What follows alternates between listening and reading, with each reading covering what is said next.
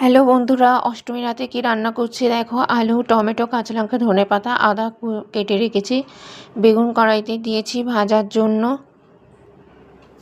এদিকে ডাল সেদ্ধ করে রেখেছি, ছোলার ডাল।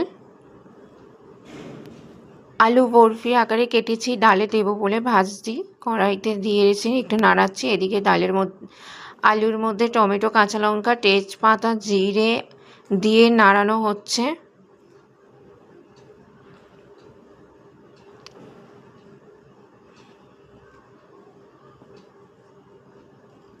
এর মধ্যে জিরে গুঁড়ো, লঙ্কার গুঁড়ো, হলুদ, নুন দিয়ে দিয়েছি, আদা বাটা দিয়েছি।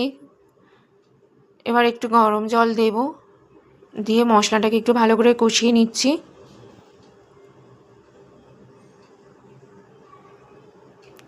আর একটু জিরে গুঁড়ো দিয়েছিলাম, দিয়ে এবার ভালো করে কষাচ্ছি মশলাটাকে।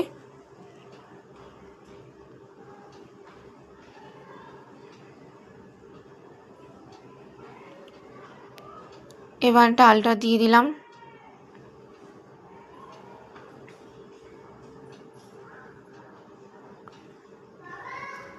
ডালটা একটু ফুটতে দিয়েছি। আর ডালের মধ্যে ধনেপাতা, কাঁচা লঙ্কা দিয়ে ফোটাচ্ছি ডালটাকে।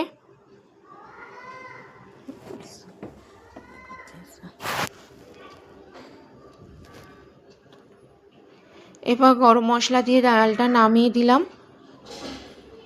এবার তার ডাইনিং টেবিলে আমি আর ছেলে চলে এসেছি।